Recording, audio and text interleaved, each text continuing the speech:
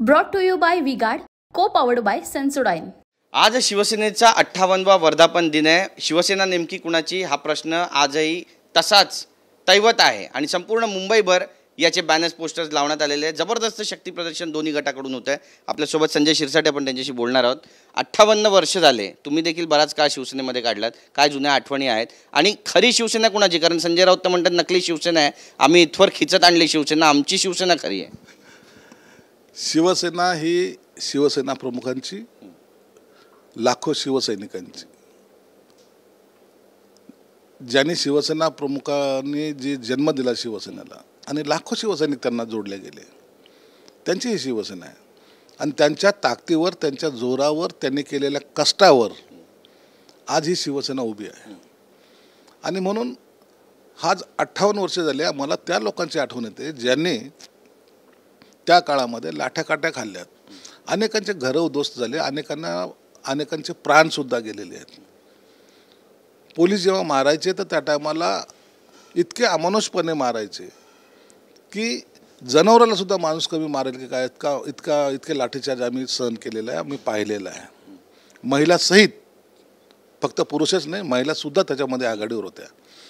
त्यांच्या जोरावर, त्यांच्या ताकदीवर ही शिवसेना आज 58 वर्षात आलेली आहे. त्याचं मनापासून आम्हाला आनंद आहे. परंतु हा आनंद साजरा करताना आम्हाला प्रामुख्याने शिवसेना प्रमुख आणि त्या शिवसैनिकाची आठवण येते. देखिए, उनका काम है अफवाह से गर्मी बढ़ाना और हमारा काम है माहौल को ठंडा रखना. हमारा नेता कैसा हो जो माहौल को रखे ठंडा वैसा हो. अब की बात वी-गार्ड एयर कूलर का चमत्कार. नक्कीच. पण ज्या पद्धतीनं संजय राऊत तुमच्यावर टीका करतायत, नकली शिवसेना म्हणतायत, तुम्ही माणसं विकत घेता, तुम्ही खोके सरकार आहात, पैशांचा दुरुपयोग करता, पैसे वापरता, माणसं विकत घेता, या सगळ्या टीकांना उत्तर कसं देणार आज? संजय राऊत हा का शिवसैनिक आहे का?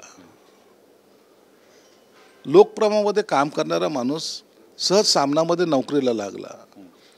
करता करता कुणाची हुजरेगिरी करून तिथं तो कार्यकर्त्याच्या भूमिकेत आला आणि नेता झाला. त्याला काय माहिती हे आंदोलन, त्याला काय माहिती आहे बाकीच्या भानगडी? शिवसेना कशी होती, काय होती, कसं होतं शिवसेना भवन, काय चालायचं तिथं, त्याच्याशी याचा काही संबंध नाही. म्हणून असली नकलीचा फरक करायचा याची लायकीसुद्धा नाही आणि हे त्यांनी करू पण नाही. पण ते म्हणतात की महायुती जी आहे ती 4 इंजिनवाली आहे, याला छुपे इंजिनसुद्धा तुम्ही लावू शकता, पण मविया जिंकणार विधानसभेमध्ये असा विश्वास व्यक्त करतायत. महायुती 4 इंजिनची असो, 5 इंजिनची असो का 12 इंजिनची असो, तुम्हाला त्याच्याशी घेणे काय? परंतु ती मजबूतीने आता लढते आणि ती येणारी सत्ता ही महायुतीची असणार आहे. महाविकास आघाडीमध्ये फक्त आणि फक्त उभाटा गट बोलतोय.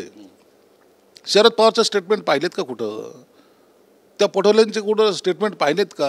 आमचं युतीचं असं बोलणं चालू आहे, आम्ही असं झालं आहे, ते तर ह्यांच्या बैठकीला येत नाहीत. म्हणून यांच्यात जी काही फाटाफूट झालेली आहे ती लपवण्यासाठी आणि स्वतःचे कार्यकर्ते किंवा आमदार हे इतर पक्षात जाऊ नये यासाठी हा सगळा खटाटोप आहे. वैयक्तिक त्यांना माहिती आहे की आपण किती कमजोर आहोत आणि ते लोकसभेमध्ये दिसून आलेलं आहे.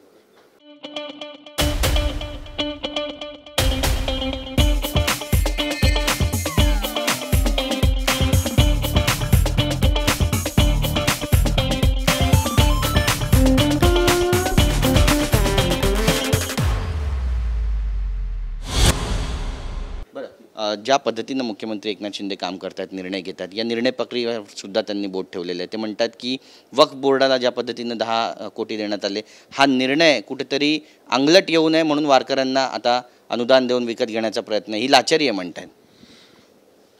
वक्फ बोर्डाचा आणि वारकऱ्यांचा काहीच संबंध नाही.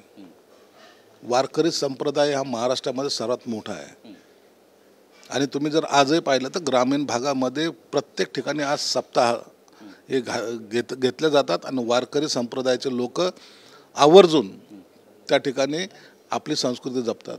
आज एवढा मोठा वारकऱ्याचा समुदाय जेव्हा चालतो त्या टायमाला त्यांना मदत करणं किंवा त्यांना कुठेही अडचणी येऊ न देणं हा सरकारचा प्रयत्न आहे. परंतु याच्यावर जर संजय राऊत सारखा ऑब्जेक्शन घेत असेल तर वारकरी संप्रदाय त्यांना सोडणार नाही. हा संप्रदाय फार मोठा आहे. एकदा त्यांनी ठरवलं वारकरी आहे याचा अर्थ ते आक्रमक नाहीत असं समजू नका. त्यांनी जर आक्रमकता जर दाखवली तर ते महाराष्ट्रामध्ये इतिहास घडू शकतात. ही ताकद त्या वारकऱ्यामध्ये आहे. झिंझिण्यांपासून त्वरित आराम मिळवा सेन्सोडाईन रॅपिड रिलीफ बरोबर. संजय राऊतांनी एक महत्त्वाचं वक्तव्य केलं आहे, ते भुजबळांबाबत आहे. भुजबळ ज्या पद्धतीनं वक्तव्य करतायत, तुम्ही सुद्धा काल त्यावर वक्तव्य केलेलं. संजय राऊत म्हणतायत की भुजबळ जर कुठल्या एका पक्षामध्ये असते तर आज मुख्यमंत्री झाले असते. या विधानाकडे कसं पाहता? संजय राऊतला कोणी अधिकार दिलेले आहेत आणि कोण तो ठरवणारा होता कोण? भुजबळाने काय भूमिका घ्यायची हा भुजबळांचा प्रश्न आहे. तुम्ही त्यांना मार्गदर्शन करायची गरजच नाही ना. भुजबळ स्वतःचा निर्णय घ्यायला ते सक्षम आहेत. म्हणून यांनी काही बोललं म्हणून भुजबळ ऐकतील असं कधी होणार नाही. भुजबळ आपल्या पद्धतीचे निर्णय घेतात आणि संजय राऊतच्या विधानाकडे ते गांभीर्याने पाहतसुद्धा नसतील. अजित पवार यांना ज्या पद्धतीनं टार्गेट केलं जात होतं, अमोल मिटकरी यांनी एक विधान केलं जे सध्या चर्चेत आहे. ते म्हणतात की संघानं जर अजित पवारांना टार्गेट केलं तर कुठेतरी आम्हाला वेगळा निर्णय घ्यावा लागेल. नाही, त्यावर मला वाटतं तटकरे साहेबांनी काल त्यांना समज दिलेली आहे आणि यापुढं तसे त्यांचे विधान येणार नाही. महायुतीमध्ये शिवसेना असेल, भाजप असेल किंवा राष्ट्रवादी असेल, एक दिल्यानंतर एक संघाने काम करायचा त्यांचा प्रयत्न आहे आणि त्या पद्धतीने पावलं टाकतायत. म्हणून तुम्ही जर पाहिलं तर ह्या तिन्ही नेत्यांची महत्त्वाची बैठक 2 दिवसापूर्वी झालेली आहे. आता यात वादविवाद नाही तर जिंकायची ईर्ष्या आणि तो संकल्प घेऊन आम्ही आता पुढे जाणार आहोत. महाराष्ट्राच्या राजकारणामध्ये एका पक्षातून आता दुसरा एक मोठा नेता, मोठं नाव सध्या चर्चेत आहे. महाराष्ट्रात मोठी जबाबदारी दिली जाईल बोललं जातं आहे. एकनाथ खडसे हे दिल्लीमध्ये 2 दिवसापासून आहे आणि त्यांना मोठी जबाबदारी या ठिकाणी दिली जाईल, मोठे फेरबदल होतील असे सुद्धा कयास लगावले जात आहेत. सत्यता काय आहे?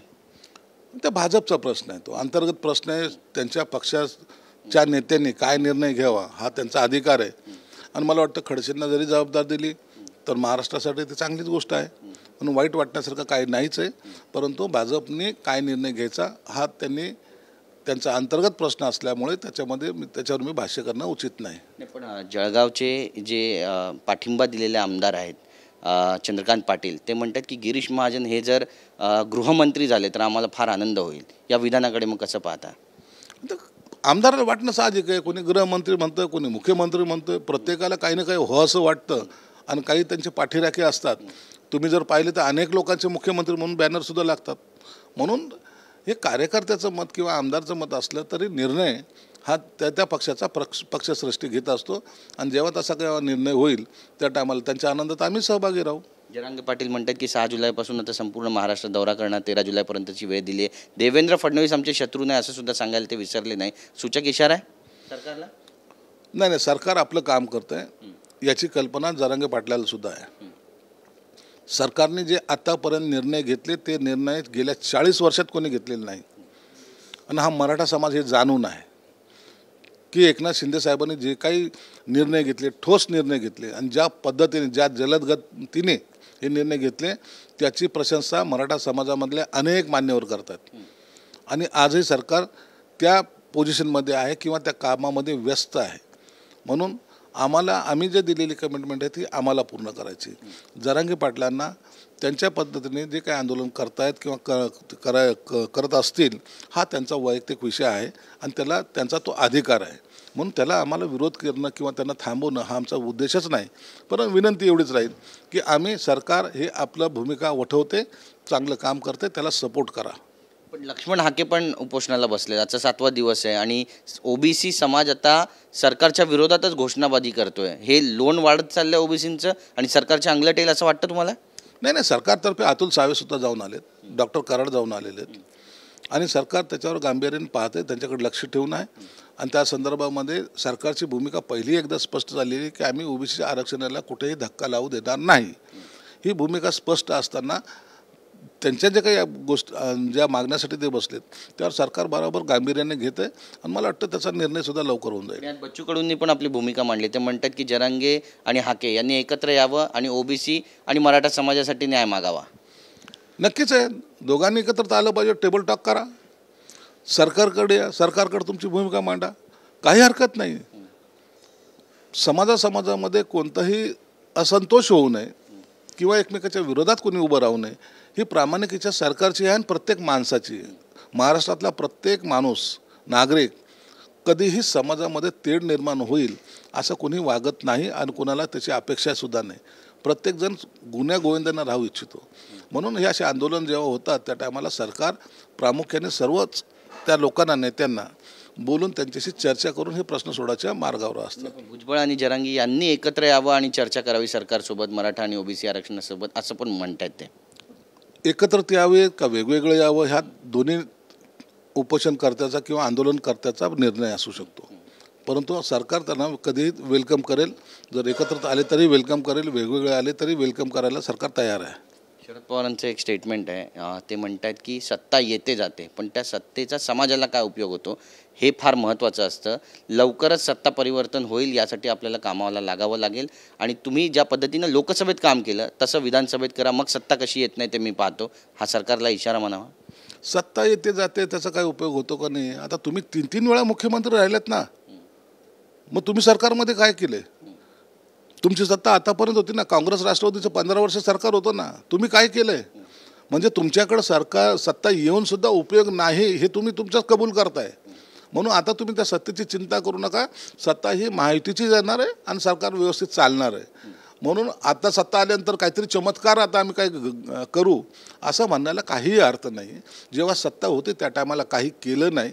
समाजामध्ये भांडणं लावणे आणि इतर महाराष्ट्र मागे घेऊन जाणे एवढंच काम झालेलं आहे. म्हणून आता त्याच्यावर आता आशेवर जगू नका. आता महायुतीचा काळ आहे, महायुतीचं सरकार येणार आहे. एक महत्त्वाचं विधान असं पण केलं आहे की जे येतील त्यांच्यासोबत, जे येणार नाही त्यांच्याशिवाय आपण विधानसभेला सामोरं जायचं. हा इशारा आहे. म्हणजे काही संदेश देऊ इच्छितात ते अजितदादा गटांना, कारण बरेचसे लोक आहेत, चर्चा सुरू आहे की ते आता परत जातील शरद पवारांकडे. नाही, हा संदेश त्याने काँग्रेसला आणि उभाटाला दिलेला आहे, इतरांना दिलेला नाही आहे. जे येतील त्यांच्यासोबत, जे नाही येणार त्यांच्याशिवाय.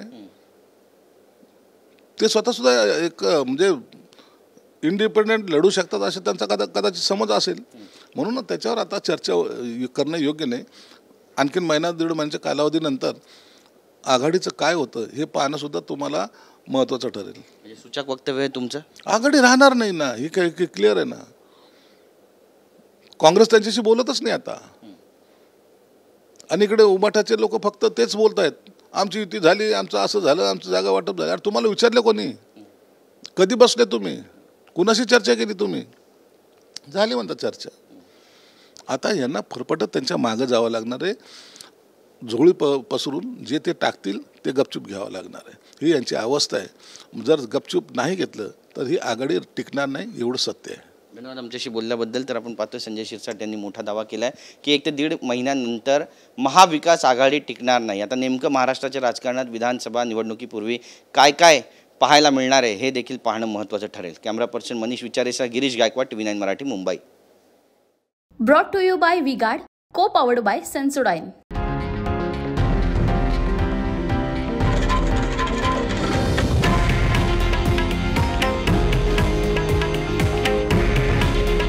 हे आहे देशातील नंबर 1 न्यूज नेटवर्क आणि आपण पाहत आहात TV9 मराठी. काळजी तुमची, हित महाराष्ट्राचं.